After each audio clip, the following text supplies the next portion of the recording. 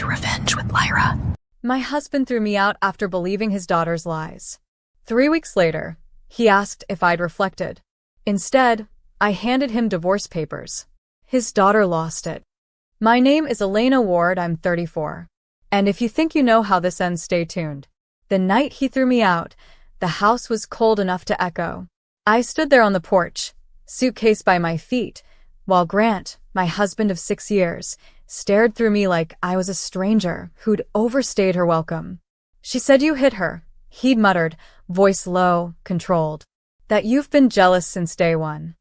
She was Tessa, his 20-year-old daughter from his first marriage, the girl who'd once called me mom until I became inconvenient. I remember the sound of my own laugh, hollow, disbelieving. Grant, you've known me for a decade. But trust doesn't always die with noise. Sometimes it dies in silence, in the way someone refuses to meet your eyes.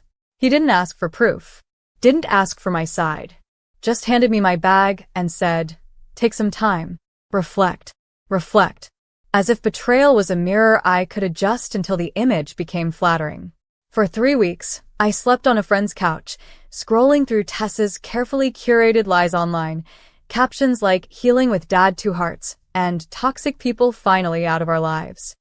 Every like, every comment was a knife disguised as validation. But instead of rage, something steadier grew in me. Resolve. I wasn't the villain of her story, but I was done auditioning for the role of the hero in his. So when Grant finally texted, "Can we talk? I think we both need closure." I agreed. And when he opened the door expecting tears, I handed him the manila envelope instead. Here's my reflection, I said. The divorce papers landed in his hand like a verdict. And behind him, Tessa's face went white. Tessa's voice broke the silence first. What is this supposed to be? She snapped, crossing her arms like a child who'd just been denied dessert. I didn't even look at her. My eyes stayed on Grant. He'd gone pale, his jaw tight, his voice caught somewhere between shock and embarrassment. Elena, he started. This isn't necessary. We just need to talk, not. I cut him off. We talked, remember? 3 weeks ago, when you stood in your driveway and watched me walk away with a suitcase. You said I should reflect. He swallowed. You're overreacting. Overreacting. I laughed, a sound too sharp to be humor. You threw your wife out because your daughter couldn't handle sharing oxygen with another woman. You believed her without question. Tessa rolled her eyes. Because you did push me. I turned to her finally, my tone steady.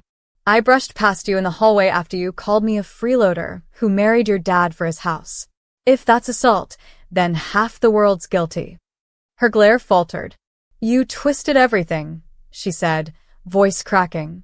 Grant looked between us, confused, defensive, trapped. Stop it, both of you. This isn't helping.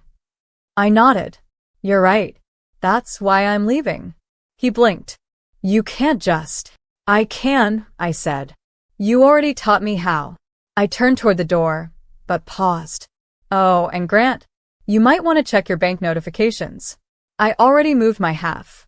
I won't be funding the lifestyle of someone who believes gossip over truth. His face fell. You wouldn't. I already did. Behind him, Tessa's voice cracked into a shout. You're ruining everything. I smiled, not cruelly, just calmly. No, Tessa. I'm ending it. As I stepped outside, the cold air hit my face like a second chance. I didn't slam the door. I didn't look back. Because sometimes the loudest revenge isn't destruction, it's dignity. And that day, I learned that silence can sound a lot like power. I drove until the city lights blurred into a string of gold and red, like my past fading in the rearview. My phone buzzed the entire time, unknown numbers, blocked calls, voicemails stacking up like guilt I didn't order. I didn't listen. Not yet. I rented a small apartment by the lake, a space with no history, no ghosts, no framed photos of a family pretending to love each other. The first night, I slept on the floor with nothing but a blanket and quiet. And for the first time in years, I didn't wake up anxious. The next morning, I opened my laptop, logged into the joint account, and saw it, $38,000 still sitting untouched. I'd moved my half before leaving, but Grant hadn't. Typical. He thought I'd come crawling back for closure, not clarity. So I withdrew my half legally, attached the signed separation draft, and left a note in his email. Transparency, half withdrawn as entitled. The rest is yours, and hers. Use it wisely. That was my closure. A week later, I got a message from Claire, one of Grant's coworkers who'd always liked to gossip. Girl, I don't know what's going on, but his daughter's been posting weird stuff about you, like you stole from them. I sighed, unsurprised. I checked Tessa's feed, and there it was. A photo of me from our wedding day, captioned, "Some women only marry for money. Some forget who gave them everything." The comments were brutal. All lies she'd spun so often she probably believed them herself. But I didn't comment, didn't defend myself. Instead, I called my lawyer. "You still have the texts she sent me last year?" I asked. "The ones where she bragged about managing her dad's business card?" "Those," I said. He smiled through the phone. "You're planning something?" "Not revenge," I said softly. "Just balance. Because the thing about lies? They don't need to be shouted down. They just need the truth, whispered in the right ear at the right time. And I knew exactly where to whisper it. 2 days later, I made an appointment at Grant's company, unannounced, unscheduled, but perfectly timed. When I walked into that glass building in my tailored navy dress, the receptionist froze. My name still carried weight there. Everyone knew Mrs. Ward, the supportive wife who'd hosted every fundraiser, who'd once been the face of his success. Not anymore. Grant looked up from his desk when I stepped in. His eyes widened, then narrowed. "Elena, what are you doing here?" I set a small folder on his desk, delivering what your daughter left out of her story. He didn't touch it. "If this is about money." "It's not," I said, cutting him off. "It's about facts." Inside the folder were screenshots, Tessa's texts bragging about using his corporate credit card for personal emergencies. Spa days, designer bags, concert trips, over $7,000 in unauthorized charges, all under his name. He flipped through the pages, face draining of color. This can't be right. "It's all verified," I said calmly. "And before you ask, no, I didn't leak it. I'm just giving you what you refuse to see." He stared at the evidence, his hands trembling. "Why would she do this?" I met his eyes. "Because she learned it from you. You both believed lies were easier than accountability." His lips parted, no words coming out. "And Grant," I added softly, "if you want to fix anything, start by fixing her." "I'm already fixed." As I turned to leave, Tessa walked in, just in time to see the papers spread across his desk. Her confident smirk faltered. "Dad, what's that?" Grant didn't answer. I didn't stay to watch. I didn't need to. Outside, the wind carried a strange sense of symmetry. For once, truth wasn't something I had to defend. It was something I delivered. And that silence, that heavy, awkward silence left behind in that office, was louder than any revenge could ever be. Because sometimes, justice doesn't explode. It lands quietly and changes everything. By evening, my phone started lighting up again, but this time, it wasn't from Grant. It was from numbers I didn't recognize. Colleagues. Old family friends.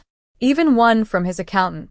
Apparently, word had spread faster than I ever intended. Tessa's shopping spree was no longer a secret. Screenshots had circulated through office whispers and board meetings.